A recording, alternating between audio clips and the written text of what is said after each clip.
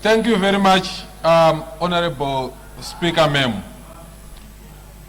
Let me start by my conclusion for the avoidance of confusion. I rise now to totally reject the text, the motive, and the spirit behind each and every one of the 22 clauses that consist this bill. This bill, this Cap 3, is to many people an assault on our evolving constitutional order ever since the hanging of Mbuyane in 1898. Here at Parliament, I know we are calling it a reform bill, we are calling it Cap 3, but in the ghettos where we are coming from, people are calling it money and power haste on steroids. I've been mandated by Kadoma today, Honorable Speaker, to do two things. The first one is to reject in total, as I have stated, the clauses of this bill. And the second one is to bring sight and insight to each and every member who is here. Honorable Mambipiri. What's your point of order, Honorable Matangira? Maita enyumbato echika. Honorable member varikutaura kunokureketa mumba ino ngavaregere kugwadziwa sadhokota une pfuti opfura munhu oda kuinda kunomurapa. My point of order, Madam Speaker, is the honorable member debates about the hanging of Mbuyane when he, in actual fact, received money at the formation of MDC from the same people that hung. Thank you. Order. Thank you, Honorable Matangira. You may proceed, Honorable Mambipiri. Thank you very much, Madam Speaker. Like I stated, my second objective is to bring sight and insight to fellow MPs to see the dryness that is there in this bill. Madam Speaker, when the minister did the unpacking of this bill in this house, two things became clear to me.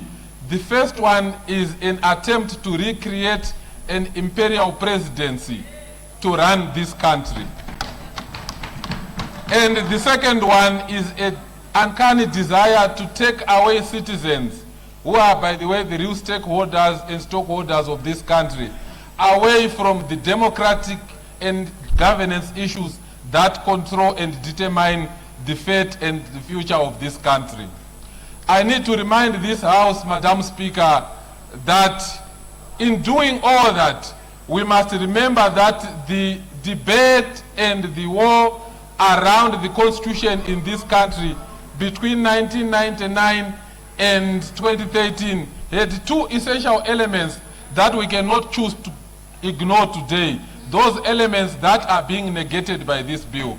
The first demand by those who pushed for a new constitution, those who died for a new constitution since 1999, was to make sure that we curtail the imperial presidency and allow other arms of the state to perform and do their functions within the state for the greater prosperity for the Zimbabwean citizen.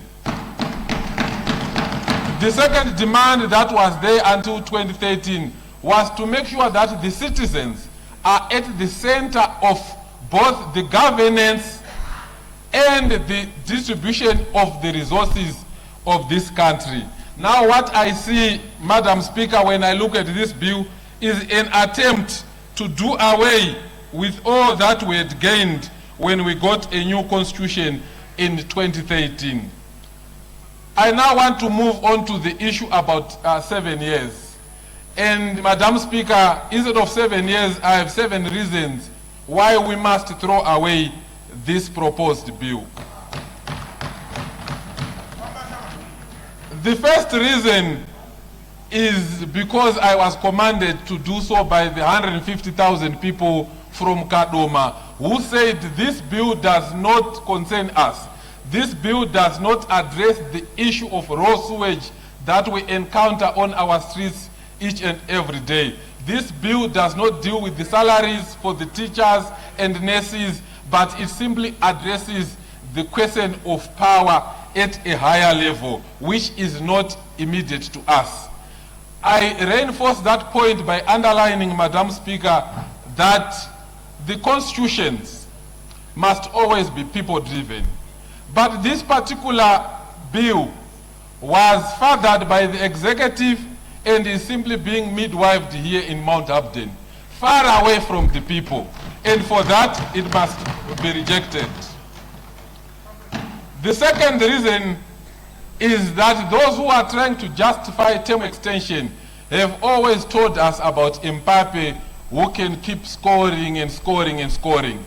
But they have not budgeted for that day when we have a Wilfred Mugei who will miss scoring and miss scoring and miss scoring. What that means, Madam Speaker, is the Constitution is not made for good guys. It's not made for bad days. I mean for good days.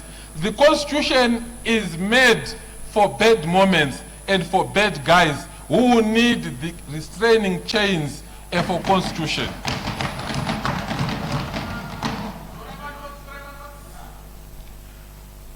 Some have argued that we need a longer term extension. Order. What's your point of order? Time yake adaridza 3 minutes. Time yawa isati yakwana. Honorable Mambipiri, you may proceed. Thank you very much, Madam Speaker. Some have argued that we need a longer term extension in order for projects to be completed. That argument, Madam Speaker, does not hold water. In 2005, the government and the president then commissioned the dualization of the Harare-Bulawayo Road, that is 440 kilometers long. Until today, that road has only been done 60 kilometers.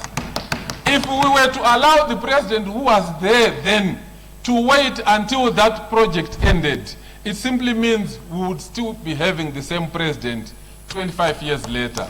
Order, Honorable Mambipiri, you are left with 2 minutes. This change, this bill, Madam Speaker, also proposes to take away the voters' roll, the management of the voters' roll, from an independent commission and put it to the Registrar General. Again, Madam Speaker, I think we will be committing a grave error when we allow that move. The whole of SADC has come together and realized that elections must be managed by independent commissions. And for those who are in the know, they know that the voters' roll is the election. We can therefore not allow the voters' roll to be in the hands of someone who's not independent, in the hands of an entity that reports to a minister that reports to a president, therefore taking away the whole independence. We would rather the voters' roll stays with ZEC, because ZEC has opportunities to come here to Parliament and account. I also want to say, Madam Speaker, we have the Law Society of Zimbabwe as one of the institutions besides the churches that has always helped this country in times of need. The Law